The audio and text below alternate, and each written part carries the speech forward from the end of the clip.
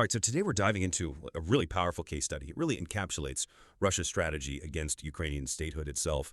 The systematic dismantling of leadership in Kherson. I mean, just imagine the shock for the two men who held the office of mayor there. One, the sitting mayor, he refused to leave, tried governing under occupation, and he was just erased, banished into the Russian penal system. Still there today, apparently in critical condition, from what the sources say.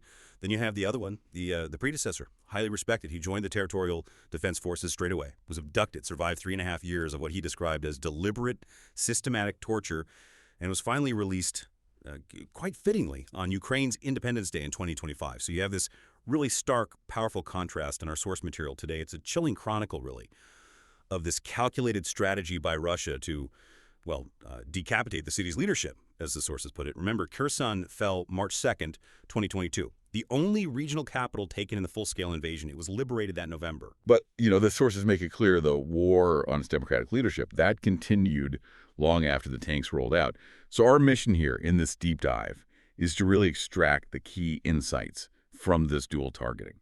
What does it tell you about a foreign state's war aims when they go after not just the current administrative head, but also the sort of moral authority of the previous one? Okay, let's unpack this. Yeah, what's really fascinating here, I think, is how the Russian security services identified these two separate targets. They weren't interchangeable. They saw both as necessary for total control. This wasn't just, smashing things. It was surgical, a removal of political will. First, they needed to neutralize Ihor Kolykhaiev. He was the incumbent, elected in 2020. Removing him was about seizing control of the formal state administrative machine. Simple as that, almost. Right. Get rid of the legal head. The administration falters. Exactly. But, and this is crucial, equally important to them, was Volodymyr Mykolaienko. The predecessor served 2014 to 2020. Mykolaienko was different. He was a symbol, the pro-Ukrainian patriot, right, known for his stand during Euromaidan. Targeting him was an attempt to extinguish that spirit of resistance he embodied for the whole community, the moral authority. So it's both the structure and the spirit. Precisely. Yeah. If you connect this to the bigger picture, Russia seemed to understand that just controlling the buildings, the infrastructure, it wasn't enough in Kherson. They felt they had to eliminate both the administrative function and the very idea of legitimate Ukrainian self-governance. That dual targeting, that really is the core strategic nugget here, isn't it? This isn't just about land grabs. It's about trying to erase the idea of statehood. If we boil it down, what was Russia fundamentally afraid of in Kherson? Well, simply put, legitimate local democracy.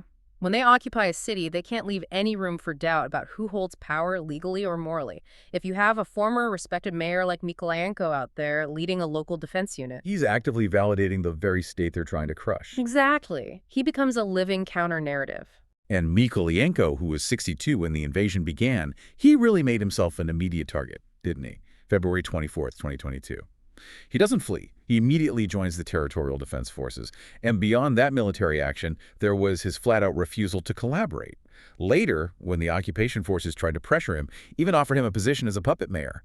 He refused point blank. He actually got a direct threat from Kirill Stremisov, the collaborator, cooperate or, we'll break your legs. Still, he didn't budge. And that refusal led directly, it seems, to his abduction. April 18th, 2022. That's when his 3.5-year ordeal began. And his testimony, it's vital because it shows this wasn't random violence. It was systematic. Pain inflicted with a purpose to break him, to turn him into a propaganda tool. The physical side sounds horrific, methodical almost. Yes. He detailed suffering broken ribs on at least 3 separate occasions. He described being beaten 3 times a day during routine checks, during walks.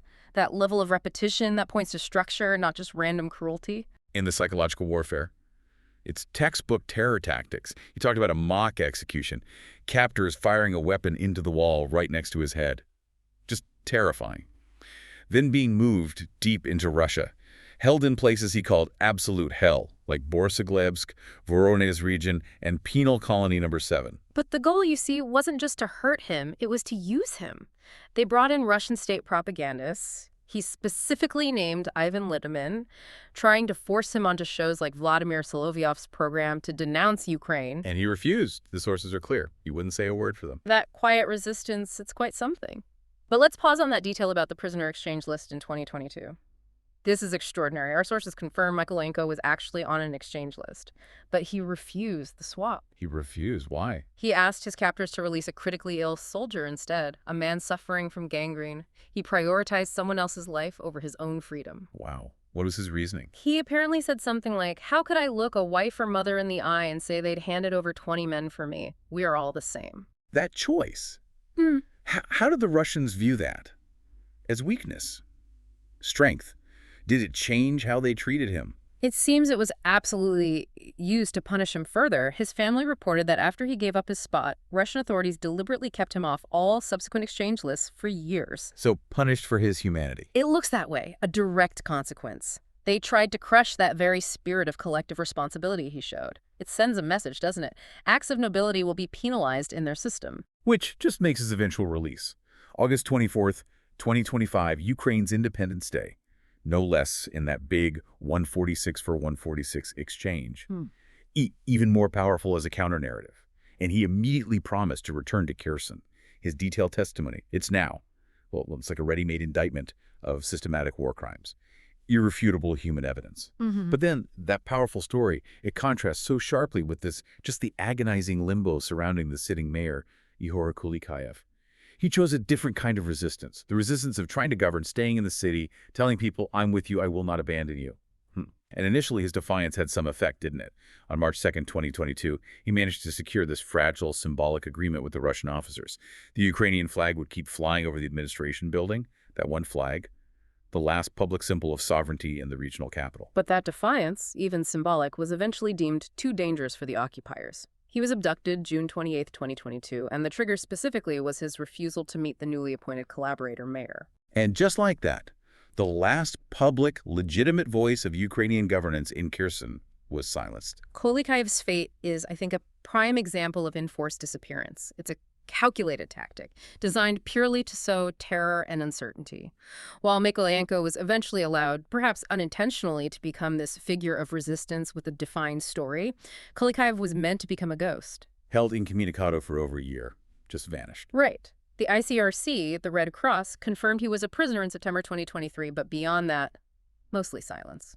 A deafening silence. So what's the specific tactical advantage for Russia in keeping his situation so vague? Mykolaienko's release gives evidence, yes, but Kolykhaiev's disappearance, it feels like an ongoing threat.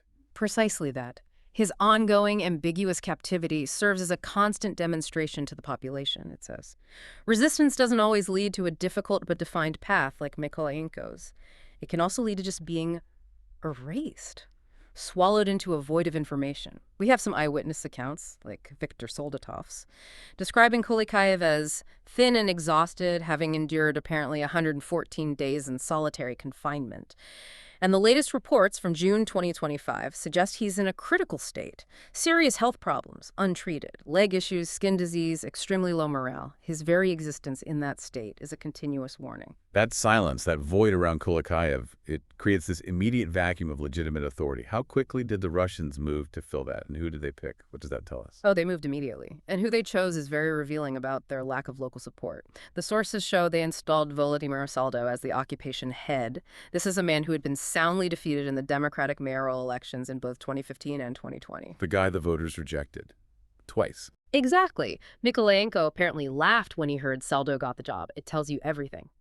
They also brought in Kirill Stromasov, the known pro-Russian activist who threatened Mykolaienko, and Alexander Kobets, identified as a former KGB agent, as the puppet mayor. So has-beens, collaborators, and security agents. Right. It's a crucial insight. Russia was forced to rely entirely on figures who couldn't gain power democratically. It just underlines the complete absence of any genuine local support for the occupation. So, looking at these two cases, this isn't just isolated cruelty then. It's a playbook being implemented across occupied territories. Can we zoom out a bit, put this in a wider context? Absolutely. This is systematic state policy. It's not random wartime excess. The data we have suggests around 133 Ukrainian officials have been abducted or unlawfully detained since the full-scale invasion began. That includes at least 30 mayors. 30 mayors. Yes. And the methods are consistent. The enforced disappearances, holding people incommunicado, the specific torture techniques, electric shocks, mock executions. These are reported systematically. These are violations of the Geneva Conventions by design, not by accident. And as Mykolaienko himself pointed out, Russia often targets civilians like this, officials, or just ordinary people, because, frankly, it's easier to grab someone in a market and imprison them for clarification than to capture an armed soldier. A deliberate strategy of civilian hostage-taking. It appears to be a cornerstone of their occupation playbook, yes. So we end up with this really profound dual narrative, don't we? You have Volodymyr Mykolaienko's powerful concluded testimony.